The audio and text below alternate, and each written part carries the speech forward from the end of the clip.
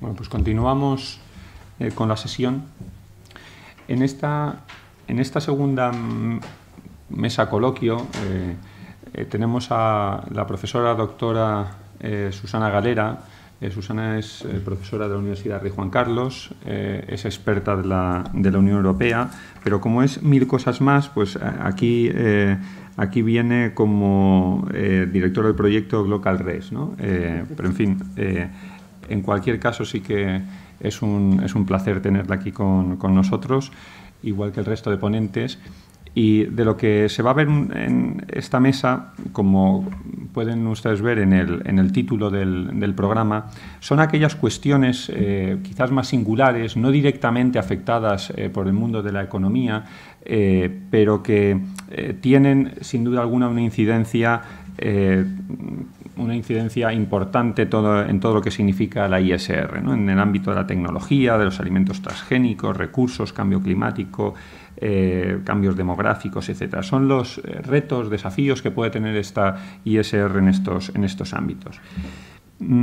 Investigaciones científicas en el ámbito de la medicina, tecnología, en el ámbito de la robótica, en el ámbito de la nanotecnología, de todo lo que se ha venido conociendo como las interfaces cerebro-ordenador, es decir, esa tecnología basada en la adquisición de ondas cerebrales para luego ser procesadas e interpretadas por un ordenador. Bueno, todo esto ha planteado numerosas cuestiones no afrontadas y que la ISR, las inversiones socialmente responsables, se encuentran en un terreno movedizo donde hasta qué punto es apostar por todo ello es una inversión socialmente responsable o no lo es, etc.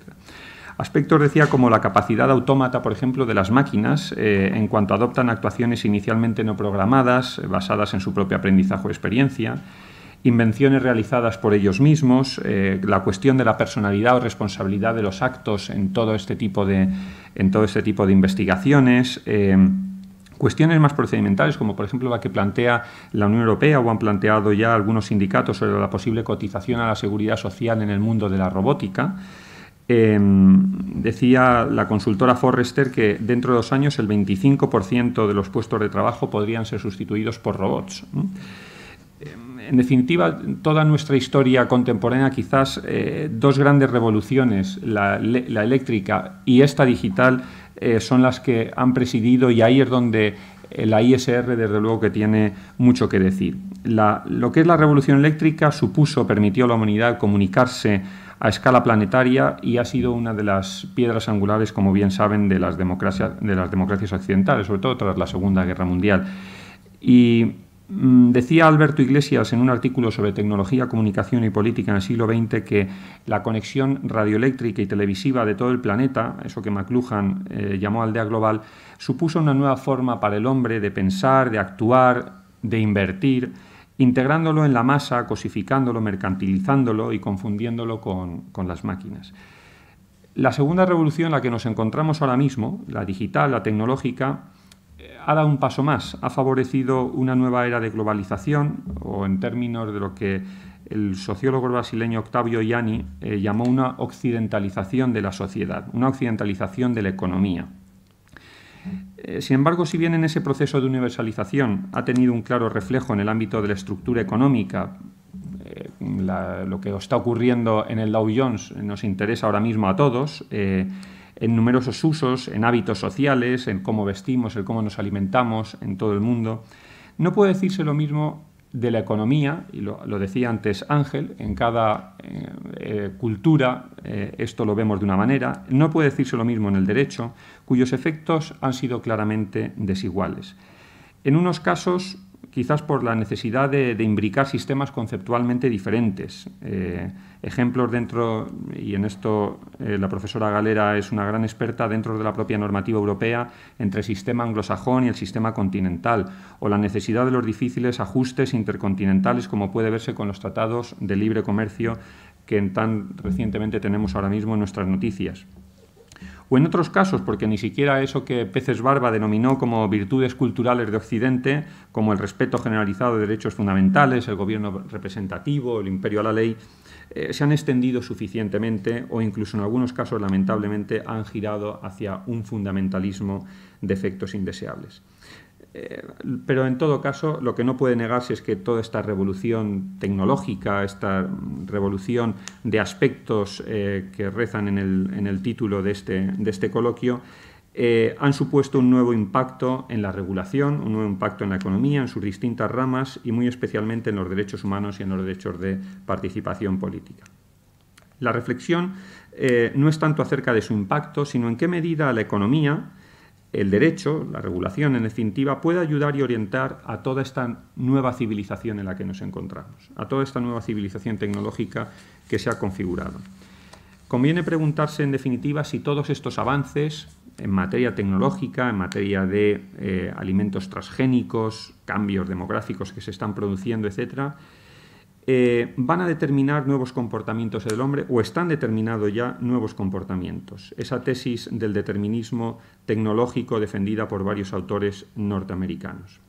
O si por el contrario debería plantearse que los avances tecnológicos y científicos deben estar orientados, conducidos por criterios ético-jurídicos, económicos, culturales, donde pueda darse cauce a todo este vendaval en el que nos encontramos, en el que estamos inmersos en defensa y protección de los derechos subjetivos. Yo creo que con todo ello, con toda esta idea, no se pretende adoptar una decisión o una posición que desincentive la investigación o desincentive todos estos campos de los que va a hablar la profesora Galera, sino precisamente colaborar con ella, colaborar en sus avances y por supuesto, cuanto más mejor. Todas las constituciones de los países occidentales, como saben, coinciden en que, como señala la nuestra, en el artículo 44, si no recuerdo mal, los poderes públicos promoverán la investigación científica, dice. Pues, nadie se opone, por tanto, a este progreso científico y técnico, cuyos efectos nadie niega, y que generalmente han redundado en una mejora constante de nuestras condiciones de vida y de sus ciudadanos. Es más, ese progreso tecnológico ha sido claramente incentivado, entre otros, por la propia economía, por las propias inversiones. Pero lo que sí debe valorarse o lo que sí debemos tener en cuenta es la posición que quiere adoptarse por parte de la economía, por parte de las inversiones socialmente responsables en esta civilización. Íntimamente ligado con toda esta cuestión, le corresponde, por tanto, a la economía, al derecho, establecer ese marco de seguridad, ese marco de certidumbre. Anteriormente volvíamos, me remito de nuevo a la ponencia de Ángel, hablaba que los distintos estados están adoptando distintos criterios sobre la ISR. La supraterritorialidad, la autorregulación de muchas empresas hace que todo eso esté girando hacia un derecho que sale fuera del marco del Estado. Bueno, pues todo ello, este marco en el que nos encontramos, es lo que nos da pie a este segundo coloquio. Y bueno, pues me permito hacer algunas preguntas para que no hacer para no someter aquí a la profesora Galera a un coloquio monotema y un monólogo de 3/4 de hora aproximadamente que tenemos, 50 minutos, y quisiera hacerle algunas preguntas. La primera de ellas es que con todo este objetivo que tenemos en el enunciado de abordar problemáticas que surgen alrededor de campos como la tecnología, los alimentos transgénicos, la escasez de recursos, el cambio climático, los cambios demográficos, la primera pregunta es, ¿hay algún otro elemento que deba de considerarse en todo esto? ¿O cómo se afrontaría? Pues, a ver... Después de los agradecimientos debidos a la Fundación por invitarme, a el profesor que así lo conocí yo y así lo seguiré identificando, el profesor Avezuela, y estoy encantada de estar aquí en un tema que en principio pudiera ser ajeno, ¿no?, a lo que es mi ámbito de investigación.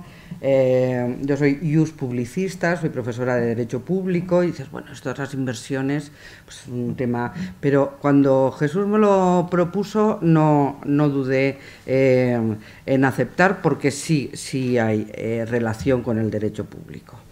Me preguntaba si, además de estos factores, ¿cuáles son los retos de la ISR en el futuro por todos estos factores? Bien, pues hay un factor que yo creo que es importantísimo y que mira al pasado, no mira al futuro, mira al pasado y lo tenemos que considerar, que es el factor social, la presión social.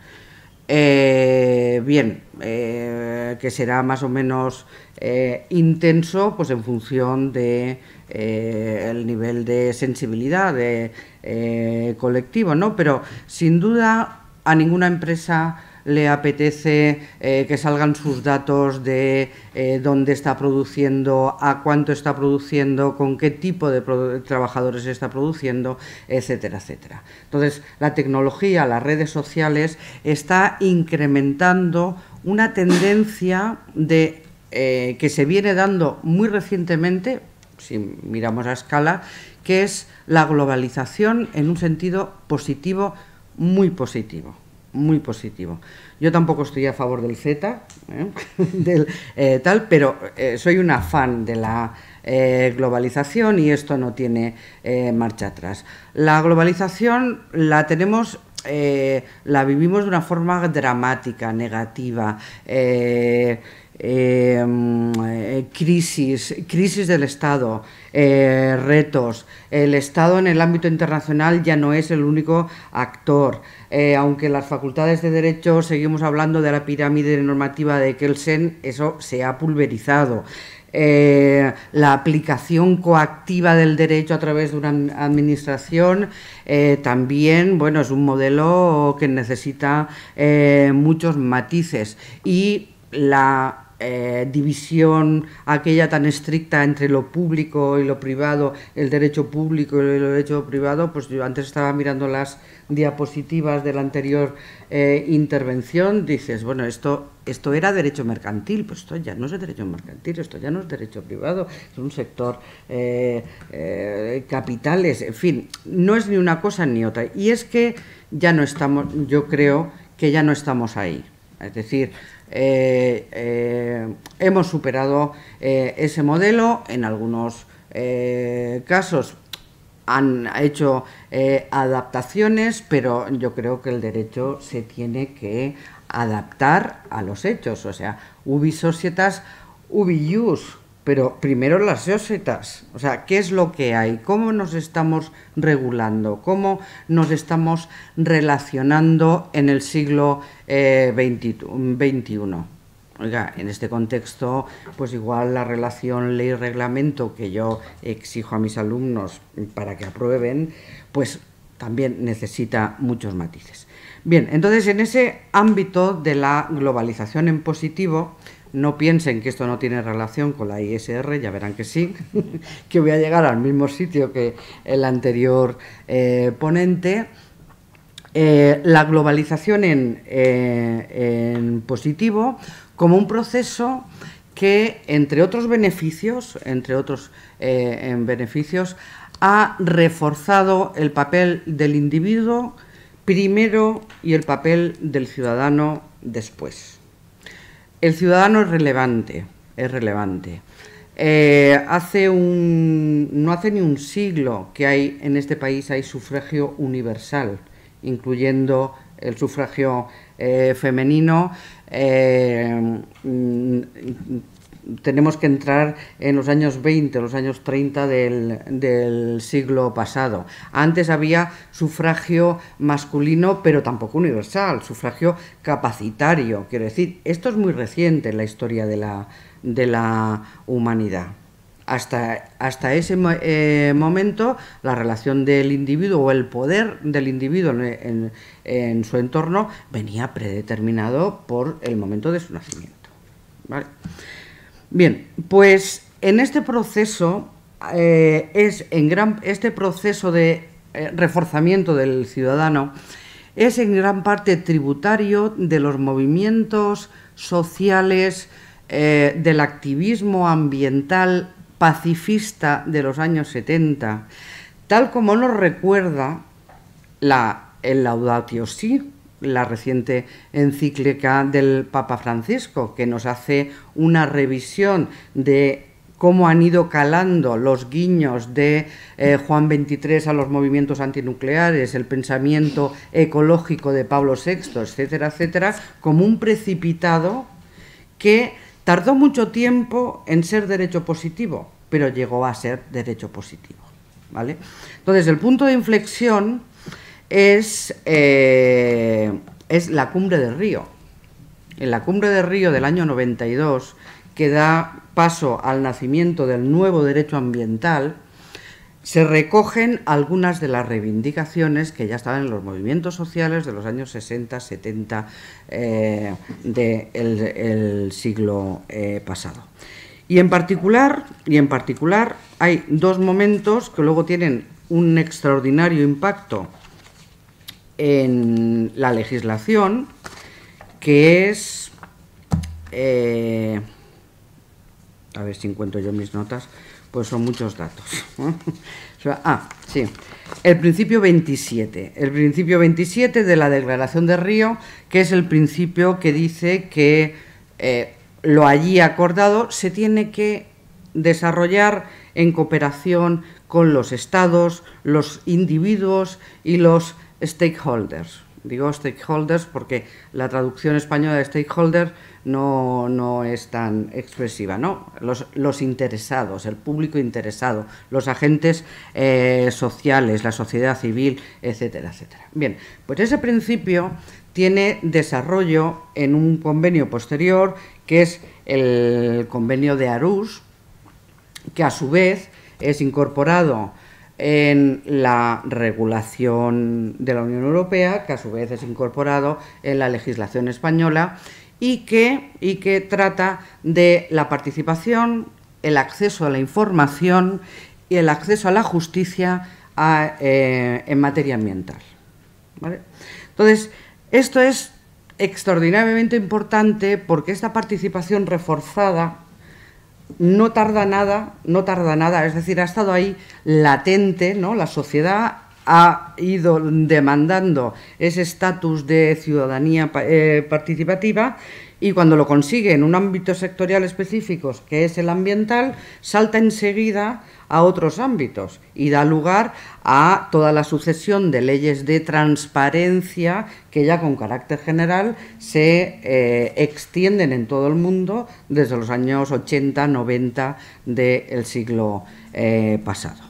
Bien, pues este es un principio de la participación, el principio 27 de la Declaración de Río. La otra pata del reforzamiento ciudadano es la Agenda 21, que también se adopta en Río. La Agenda 21 local ya considera que lo global tiene que necesariamente tener una proyección en lo local y lo local a su vez predetermina lo global. Entonces, esto también supone un punto de inflexión importantísimo en el modelo de Estado tradicional y es lo que se ha terminado llamando la paradiplomacia. Es decir, en las facultades de Derecho seguimos enseñando que el ius legationis y el ius contraendi son atributos exclusivos del Estado. Bueno, sí, pero nada impide que las entidades locales tengan sus asociaciones, sus networks internacionales, asuman allí compromisos políticos y luego, cuando vuelven a su casa, adoptan una ordenanza incorporando esos compromisos, y eso ya es derecho positivo, en el ámbito, claro está, de sus competencias. Bien, pues esa paradiplomacia que hasta muy recientemente solo lo he visto como término en estudios doctrinales, ya ha llegado al Tribunal Constitucional. Ya hay un voto particular. Hay un voto particular reciente de diciembre del 2016 del magistrado Xiol Ríos, que pone el acento en marcar esta diferencia, que una cosa es un sujeto de derecho internacional, que eso sigue siendo el Estado en exclusiva, y otras cosas son los actores internacionales que tienen una actividad internacional. Pues obviamente a eso hay que acoplar el mundo del derecho. Bien, este es el reforzamiento de la ciudadanía en la versión participativa, ¿vale? Luego hay un reforzamiento de la ciudadanía en versión justicia social, y esa es enormemente importante. ¿Sigo con la justicia social? Sí, adelante. Bien, pues para la justicia social hay una anécdota que a mí me gusta mucho, que es que la opongo cuando oigo estas identificaciones negativas de la globalización. La globalización es mala, mala, mala. Bueno, bien, mala, mala. ¿Cómo va a ser mala la globalización? Si desde el siglo XVII estamos esperando una solución a un agravio que se produce o que se identifica en el siglo XVII a través de la condesa de Chinchón. La condesa de Chinchón era la esposa de Luis Fernández Cabrera, a la sazón virrey de Perú, y cae enferma y no hay forma de los médicos de la corte española, todo, y va a encontrar remedio a su enfermedad con un té que le dan los locales, ¿vale? Un té que los peruanos pues se tomaban en similares circunstancias. Bien, la condesa de Chinchón. ¿Y qué era ese té? Pues un alcaloide de una corteza que curaba la malaria. De hecho, la quinina, el nombre científico es chinchona. Es chinchona, porque viene de la condesa de Chinchón. Bien, pues desde entonces, claro, lo siguiente fue hacer la corona castellana, hacerse con el monopolio de la quinina, claro. Bien, pues desde entonces se estaba diciendo, oiga, ¿y las comunidades locales no van a tener alguna participación en los beneficios de la explotación de estos principios activos? Bueno, siglo XVII.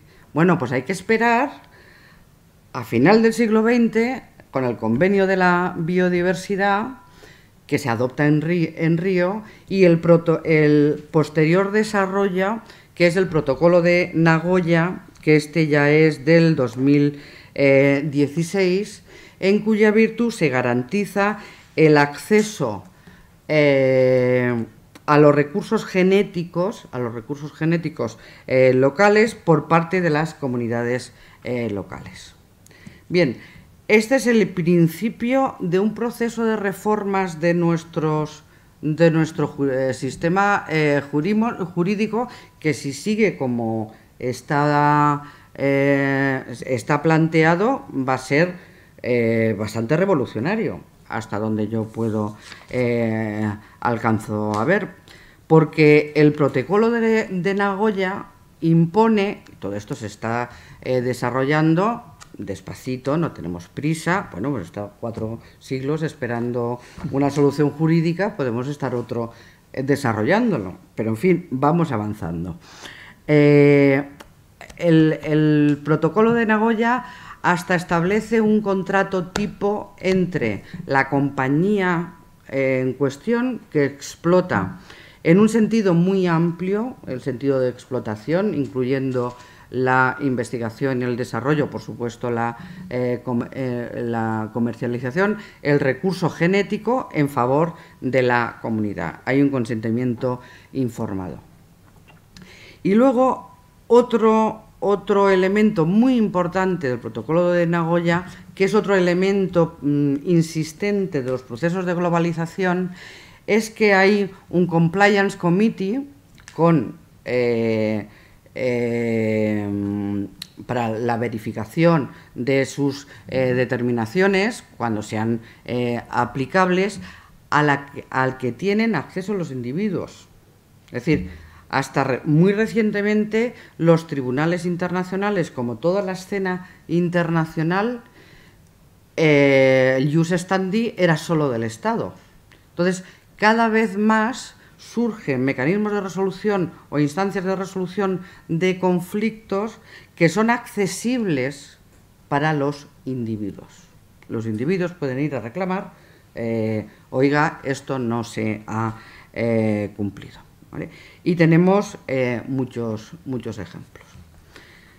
Entonces decía que este texto es extraordinariamente importante porque, claro, asociado con los recursos genéricos están los conocimientos tradicionales. Entonces, ahora mismo, en el marco de la Organización Mundial de la Propiedad Intelectual, se está trabajando con expectativas de a final del 2017 adoptar una recomendación sobre el concepto de conocimiento tradicional conexo con los recursos genéticos que ya lo tenemos regulado. Bien, la idea es establecer pues, una base de datos mundiales, etcétera, etcétera, para que al final su aprovechamiento y explotación redunde en las comunidades locales. Pero no solo eso. no solo es que eso tira, además de que ya nos estamos cuestionando o sea, ya estamos oponiendo los derechos humanos al régimen actual de patentes. Al régimen actual de patentes y al régimen actual de propiedad intelectual. Entonces, en el mismo foro, a mí me parece muy importante que la rapporteur de estos trabajos en relación con el copyright dice los estándares de regulación de la propiedad intelectual tratan el uso justo, el uso personal, la copia personal y el uso educacional como excepciones en vez de reconocerlas como posiciones inherentes al autor. Esto es revolucionario, yo creo.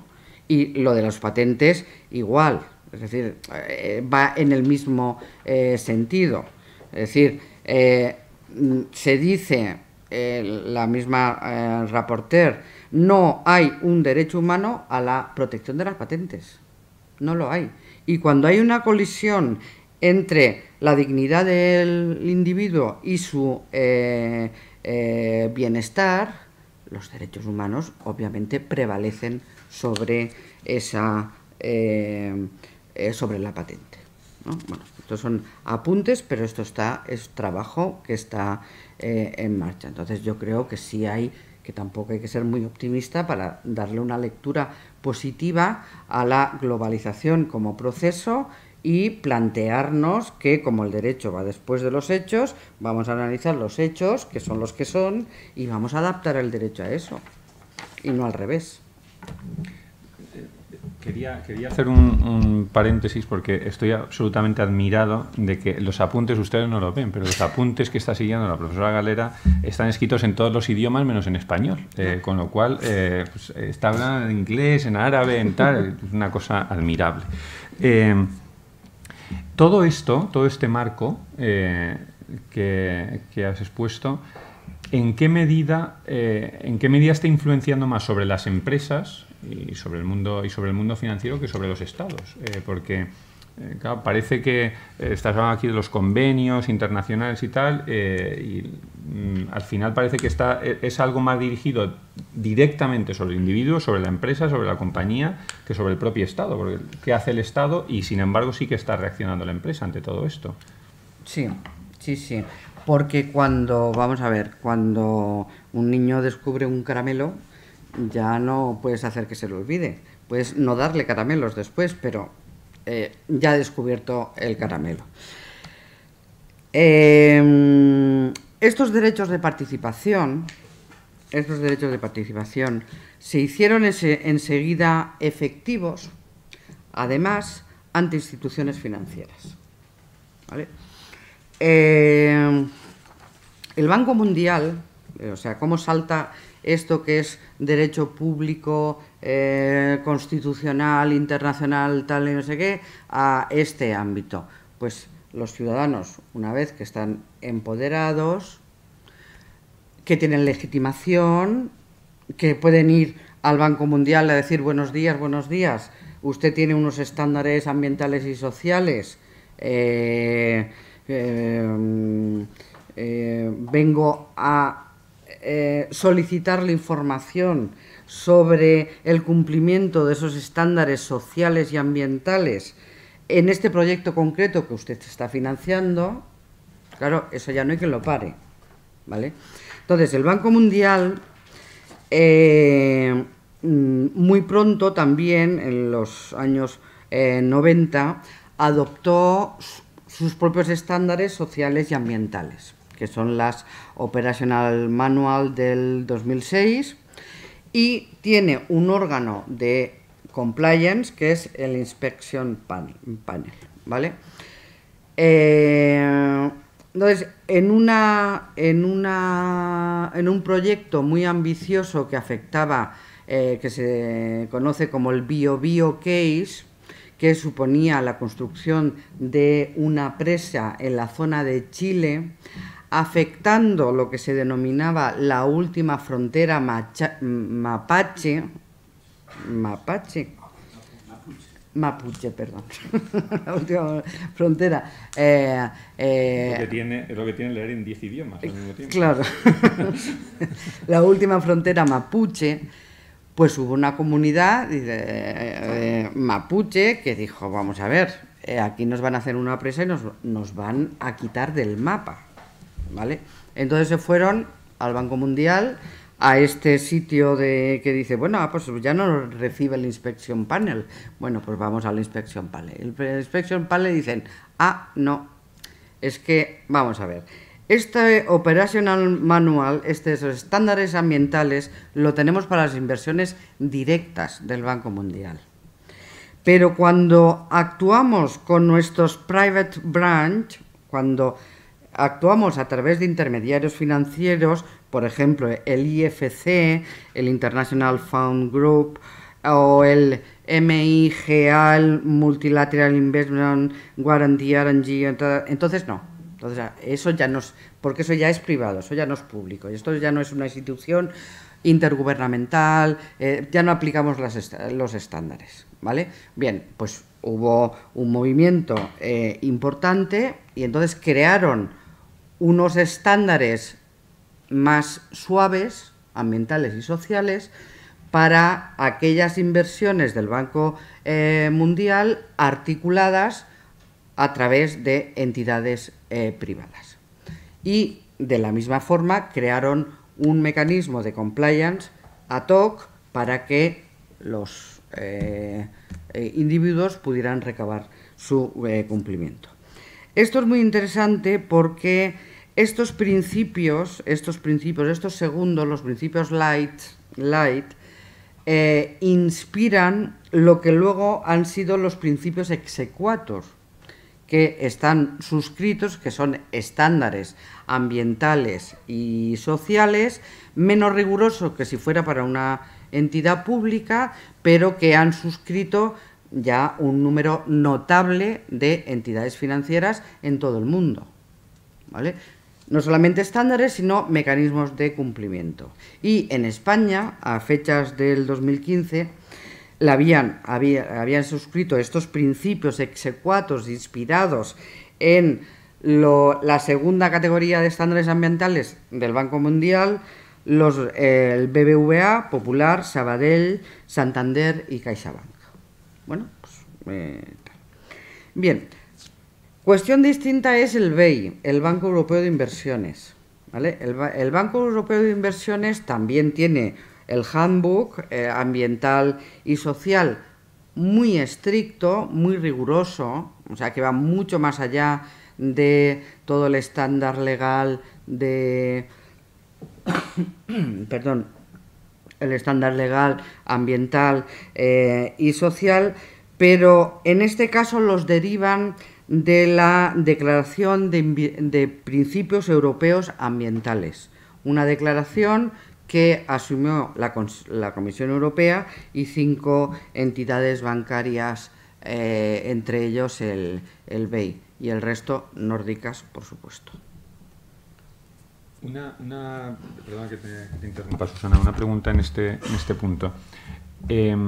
Ángel nos hablaba de directiva comunitaria, de transposición de directivas. Tú nos estás hablando algo del derecho light. ¿Cómo juega ese derecho en modo de recomendación, eso que los americanos llaman el soft law, frente a una directiva comunitaria, a una norma de un Estado que imponga inversiones sociales o que imponga criterios de inversión social? ¿Cómo está jugando ese soft law, ese derecho de recomendación, donde las propias empresas están autocogiendo? Ángel hablaba de que la asociación Inverco impone unas normas, y lo de impone entre comillas porque es ese soft law, frente al Estado que dice estos son los criterios de ISR. ¿Cómo juega todo esto?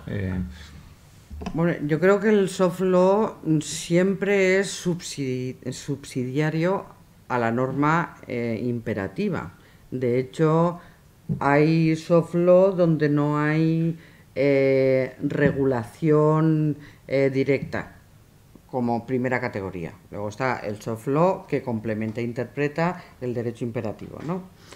Entonces, en esa primera categoría, por ejemplo, la nanotecnología, ¿vale? La nanotecnología es un campo desafiante, porque es que simplemente no sabemos cómo regularla. No, pues de pronto hemos descubierto que podemos manipular la materia a escala de 10 elevado a menos 7. Dices, pues qué bien, las operaciones quirúrgicas, fíjate, va a ser coser y cantar. Sí, pero es que resulta que, a ver, lo tengo apuntado porque me resulta tan exótico que si no me lo apunta... resulta que el cobre, que a escala macro y micro es opaco, a escala nano es transparente. O el oro, que a temperatura ambiente es sólido, pues a escala nano es líquido. Y la silicona, que siempre lo hemos tenido como aislante, bueno, pues a escala nano es conductor, es un elemento conductor. Y todo eso en relación a un supuesto específico, es decir, de volumen, porque a otro volumen y esa escala, si tenemos oro y tenemos mucho más, ya tiene otras propiedades físicas. Entonces eso no sabemos cómo regularlo todavía. Entonces, bueno, como no hay normas imperativas, dices, bueno, y mientras se produce la certidumbre científica de los posibles riesgos de estos materiales, ¿vamos a impedir su entrada en el mercado? Pues no, pero nos puede pasar como el amianto, que tardó 30 años en ponerse de manifiesto sus riesgos para la salud, ¿no? Entonces, es ahí donde entra como instrumento regulatorio normal el soft law, ¿vale? Entonces, esto es muy curioso porque también antes he dicho que la globalización afecta al sistema de fuentes, al sistema y al sistema de la aplicación del derecho. Entonces, en Estados Unidos, la Agencia Americana de Medio Ambiente, el Reino Unido también están trabajando en estándares nano, de caracterización, de identificación, de declaración, etcétera, etcétera, pero son diversos, ¿vale? Entonces, es curioso que quien está imponiendo el cumplimiento de las recomendaciones más extendidas, de ese soft law, el que tiene mayor reconocimiento, es un agente que ha emergido en el escenario, que son las compañías de seguros. Es decir, si usted cumple el guidelines de la London no sé cuántos, no sé qué, no sé cuántos, en su tarifa con nuestra compañía le voy a hacer un premium, una tarifa premium. ¿Vale? Claro, yo me cubro también los riesgos. O sea, viene a ser un poco como incrementar la diligencia, ¿no? O sea, ya no tenemos esto, ya no nos sirve ese modelo de la aplicación coactiva de buenos días, administración, vengo a poner un nuevo producto en el mercado, estos son las pruebas y tal, y no sé. No, es que hay miles de productos nuevos en el mercado todos los días, en todo el mundo, que incluyen nanotecnología. Entonces, claro, o paras eso o te dotas, pues eso, esas reglas de códigos de comportamiento, de puesta en el mercado, etcétera, etcétera, que además, pues, se están imponiendo por alguien. Se están imponiendo por alguien, ¿no? En este caso, las compañías de seguro. Y dos preguntas. ¿Y eso no significa a la hora de que el gestor, por ejemplo, un gestor de un fondo tenga que ver en una determinada compañía si podría entrar dentro de esos parámetros de inversión socialmente responsable o no, en lugar de fijarse en las propias normas del Estado, se está fijando más en las propias normas que se autoimpone la empresa, ¿o no? Por supuesto. Claro, pues no, vamos a ver, si tú quieres lanzar un producto al mercado, tardaremos muy poco, porque el volumen de investigación que se está haciendo en todo el mundo, hay como 20 y tantas ISO en preparación en temas de nanomateriales, etcétera. Me he despistado. ¿Qué estaba diciendo? Te decía, el gestor, cuando a la hora de fijarse si una empresa es socialmente responsable o cumple determinados criterios o no, va a haber incluso sus propias normas, las propias normas que se autoimpone la empresa, mucho más incluso que la propia directiva de la que nos hablaba Ángel anteriormente. Claro, y eso depende del mercado. Vamos a ver, si tú quieres vender en el mercado alemán, ¿vale? Hay un nuevo sistema de certificación energética de hace 2 años que en España pues se han certificado pues 20 empresas. En Alemania 800 en el mismo periodo.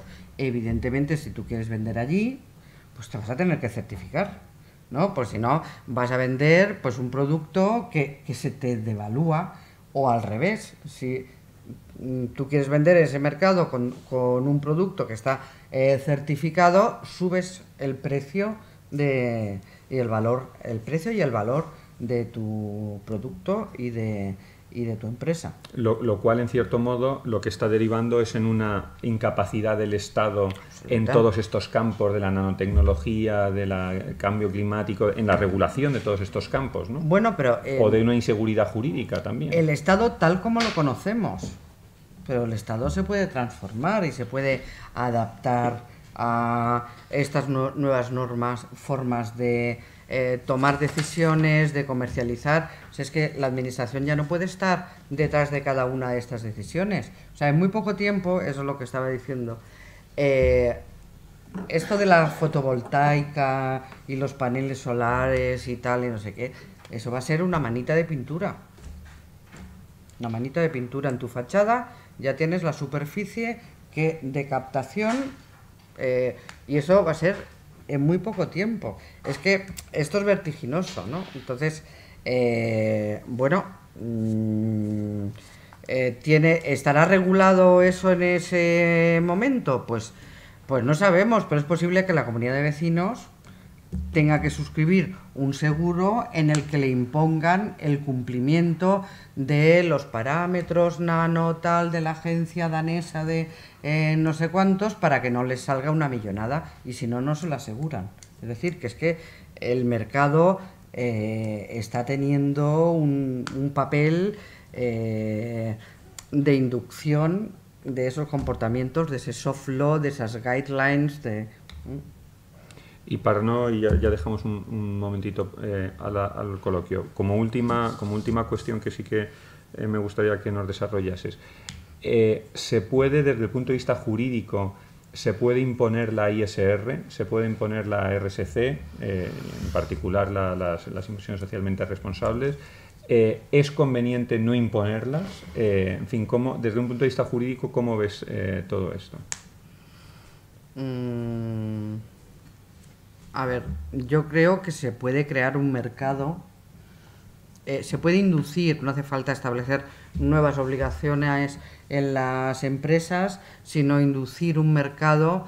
Claro, no estoy pensando exactamente en la inversión socialmente responsable, sino más bien en la RSC de la empresa, ¿no? Pero vamos, desde el ámbito de lo público, de las compras públicas, es clarísimo que se puede inducir ese comportamiento de decir, bueno, tú haz lo que quieras, pero si cumples estos estándares, tienes la certificada, la ISO 14000, tienes la auditoría energética, tienes el no sé qué, la madera también es certificada del bosque sostenible, no sé cuántos y tal, pues cada uno de esos pluses te va a dar puntitos en mis compras públicas, que no es baladí.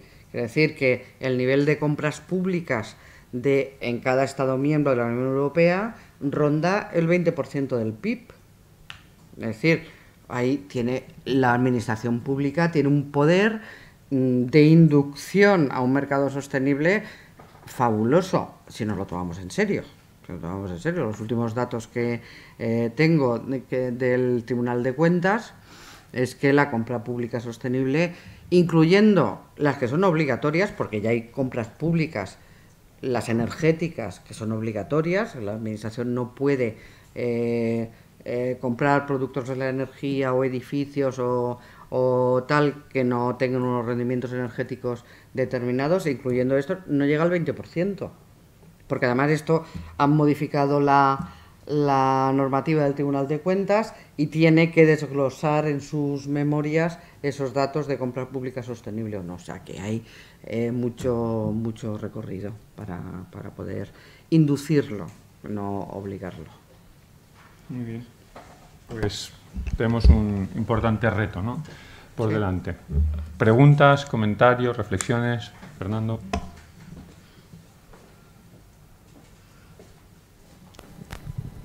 Muy interesante, profesora, estas cuestiones. Hay un aspecto que yo tengo curiosidad en el sentido de que roza derecho y sociedad como derechos sociales, ¿no? Me refiero en concreto a un ámbito empresarial como es la biotecnología. Es decir, todo el tema de la propiedad intelectual. Este es un tema que está muy en el debate, sobre todo desde el punto de vista ético, en la producción de fármacos genéricos y cómo surgen problemas a la hora de certificar que esa propiedad intelectual pueda llegar a todos. Porque las empresas, pues ciertamente utilizan esas investigaciones para su propio beneficio, porque gastan mucho dinero y porque, bueno, es una investigación muy cualificada, etcétera. Entonces, hay un problema con ciertos países, ¿no? Entonces, ¿en qué medida esas empresas pueden ser sometidas también a un criterio de inversión socialmente responsable, ISR, si se aíslan de los beneficios que puedan aportar a la comunidad, ¿no? Es decir, a la comunidad de la investigación o a un determinado país, ¿no? Algunos países, como Brasil, por ejemplo, pues ha planteado problemas de actuar un poco a su aire, ¿no?, en contra de esas grandes patentes, ¿no? Ya. Bueno, es que eso siempre es muy arriesgado, ¿no? Ir a contracorriente siempre es muy arriesgado. Entonces se puede hacer, claro, en virtud de la soberanía del Estado y de su capacidad y de su posición de liderazgo en el contexto internacional, pues se puede hacer. Pero a mí me gusta más estos avances pequeños, modestos, pero que van que son imparables, como el protocolo de Nagoya. Una de las cuestiones que incorpora el protocolo de Nagoya, que no está desarrollada, es ese contrato tipo que está en el propio convenio, a la empresa le hacen decir, la empresa que coge el recurso genético y que lo aprovecha y que además de alguna forma tiene que revertir sí o sí a la comunidad local, además le tiene que decir cuánto se gasta en investigación, en qué capítulos y cuánto tarda en amortizar la inversión de la investigación. Entonces ese es un pequeño paso concertado en el ámbito internacional entre todos para ir en ese sentido, ¿no? Y luego, estos pasos, la ciudadanía es que es muy importante que se hagan efectivos. Es decir, el tema del BEI, por ejemplo, de los estándares sociales y demás, hubo una ONG ucraniana que puso al BEI en un brete. De decir, oye, estos estándares tan chulos que tienes aquí en tu página web, esta planta de termo no sé cuántos, no sé qué, ¿lo están cumpliendo? No, eso es información reservada y tal. Hombre, ya, pero bueno, mire, aquí dice que usted esto lo va a cumplir. ¿Lo está cumpliendo? Pues no se lo digo. Ah, pues no me lo dice, pues me voy al defensor del pueblo. Entonces, por esa acción, el BEI tuvo que abrir un registro en cuya virtud todas sus inversiones están... Hombre, tampoco hay muchísima información, pero bueno, son 2 o 3 paginitas de en qué invierto, cuánto invierto, cuáles son los estándares sociales, si hay productos peligrosos involucrados, etcétera, etcétera. Entonces, de esto hay mucho. Pasa que, en fin, a nadie nos gusta que nos impongan muchas obligaciones. Ahora estamos en un desafío energético importantísimo. Entonces, ayer estaba hablando de la Directiva de Eficiencia Energética, que está muy mal traspuesta. O sea, se coge la directiva y un trozo se incorpora aquí, otro trozo se incorpora allá, otro trozo se incorpora allá. Entonces oía a una colega decir, no, es que la ley de rehabilitación, renovación urbana y... ¿cuál es? Las tres R's. Rehabilitación, renovación... bueno, la ley de las 3 R's, de las reformas urbanas. No impone obligaciones de rehabilitación energética. Digo, ¿cómo que no? Claro, para el sector público sí. Desde diciembre del 2014 es obligatorio que el sector público... a un 3% anual reforme su parque inmobiliario, ¿vale? Esto ya nos gusta menos. Entonces, hemos traspuesto en un real decreto de estos que se ven bien en el BOE las obligaciones de las empresas de las auditorías energéticas y las obligaciones del sector público de renovar su parque inmobiliario, que además daría empleo, generaría movimiento económico y tal. Eso está en la memoria del Plan Nacional de Eficiencia Energética, en un anexo donde se hace el inventario y con una nota a pie de página está ahí que cumpliremos la ratio tal. Claro. Es decir, que hay que saberse la legislación, hay que estar un poquito informados de hacia dónde vamos, etcétera, y exigirlo porque...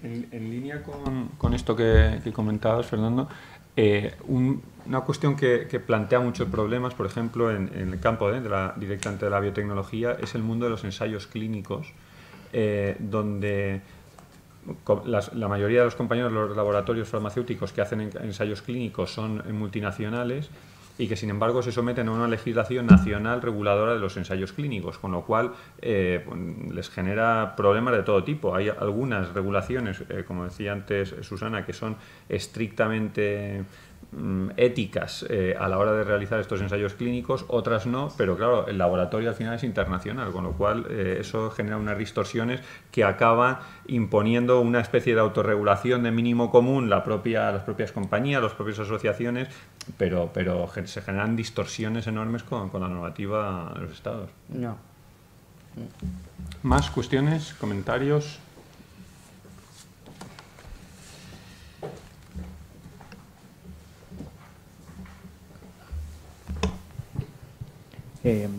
Hola, mi pregunta va encaminada sobre todo a nuestro poder como consumidor final, el poder de un consumidor como nosotros tres. Por ejemplo, hemos hablado del poder de la administración pública como consumidor, también hemos hablado de la manera de incentivar, por ejemplo, la ISR a través del poder judicial. ¿De qué manera podemos incentivar que alguien como nosotros mañana, el día que consumamos, por ejemplo, un fondo de inversión, un producto financiero, pidamos nuestra oficina bancaria o a través de nuestra cuenta online que sea de ISR? Entendiendo que seguramente ese será el camino para que el día de mañana manejemos unas cuotas, unos porcentajes de consumo de ISR considerables. Bueno, pues yo creo que todo pasa por la concienciación y la educación de todos, del consumidor y de los profesionales. El anterior ponente ha dicho que es rarísimo que tú vayas a una sucursal bancaria y te ofrezcan ISR, pero ¿cómo te van a ofrecer ISR si estos mismos señores estaban engañando a los viejecitos con las preferentes hace 2 años? Claro, es que a eso hay que darle la vuelta. A los que están vendiendo productos financieros y al consumidor, ¿no? Que bueno, que yo creo que a nivel de consumo, bueno, vamos progresando, cada vez somos más exigentes, cada vez miramos más las etiquetas, por ahí se empieza mirándolas. ¿Esto de dónde viene? ¿Esto qué producto tiene? Y esto es muy curioso. Hace un par de años estuve en Reino Unido una temporada larga y que fui a comprarme un gorro de lluvia, como es natural en esos sitios. Mi gorro de lluvia los pierdes, bueno, pues otro gorro de lluvia y tal. Y no me acababa de convencer, tal. Miro el gorro, el señor me dice, no, pues no le queda tan mal y tal, y no sé qué. Bueno, total, que miro la etiqueta, digo, no me convence, además es de China.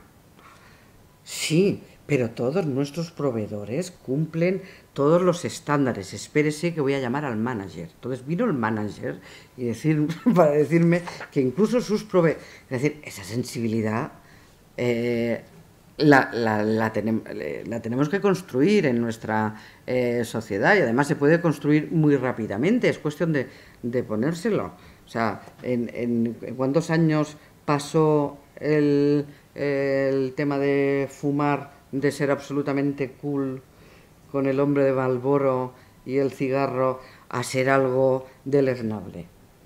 Una campaña de 5 años o de 10 en todo el mundo, ¿vale? Entonces los comportamientos se pueden inducir, ¿no? Entonces ese es un ejemplo. Bueno, pues tenemos en estos objetivos de mejorar y de sobrevivir nosotros. O sea, porque dicen, no, el cambio climático, el planeta no le va a pasar nada.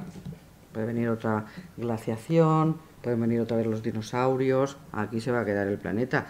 Los que pues, es dudoso que sobrevivamos al cambio climático y a lo tal, somos nosotros como seres vivos, ¿no? Y luego está también la presión de todas las nuevas tendencias tecnológicas, ¿no? La presión de las redes sociales, yo creo que está haciendo ahí un gran camino en esa línea. ¿Más cuestiones? ¿Más comentarios? ¿Nada? Pues Susana, muchísimas gracias.